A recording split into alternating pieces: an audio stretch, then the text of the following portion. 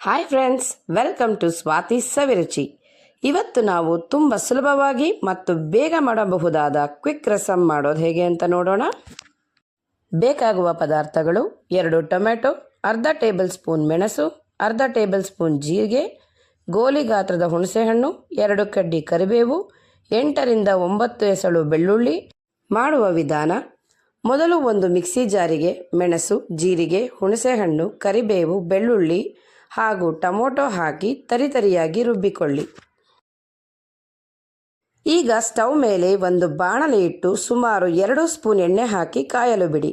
ಎಣ್ಣೆ ಕಾದ ನಂತರ ಅರ್ಧ ಟೀ ಸ್ಪೂನ್ ಸಾಸಿವೆ, ಅರ್ಧ ಟೀ ಸ್ಪೂನ್ ಜೀರಿಗೆ, ಅರ್ಧ ಟೀ ಸ್ಪೂನ್ ತೊಗರಿಬೇಳೆ, 2 ಒಣಮೆಣಸಿನಕಾಯಿ, 1 ಕಡ್ಡಿ ಕರಿಬೇವು ಮತ್ತು ಸ್ವಲ್ಪ ಇಂಗು ಹಾಕಿ ಒಗ್ಗರಣೆ ಮಾಡಿಕೊಳ್ಳಿ.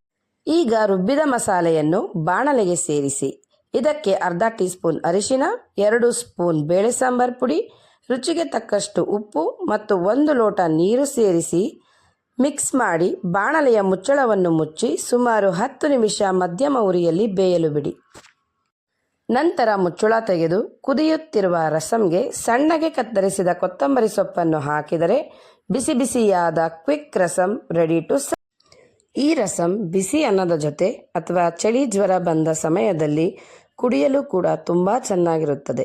ಒಮ್ಮೆ ಟ್ರೈ ಮಾಡಿ. ಈ ವಿಡಿಯೋ ನಿಮಗೆ ಇಷ್ಟವಾದರೆ ಲೈಕ್ ಮಾಡಿ, ಕಮೆಂಟ್ ಮಾಡಿ, ಶೇರ್ ಮಾಡಿ. ಇನ್ನಷ್ಟು ರುಚಿಯಾದ ರೆಸಿಪಿಗಳಿಗಾಗಿ ನಮ್ಮ ಸ್ವಾತಿ ಸವಿರುಚಿ ಚಾನಲನ್ನು ಸಬ್ಸ್ಕ್ರೈಬ್ ಮಾಡೋದನ್ನು ಮರಿಬೇಡಿ.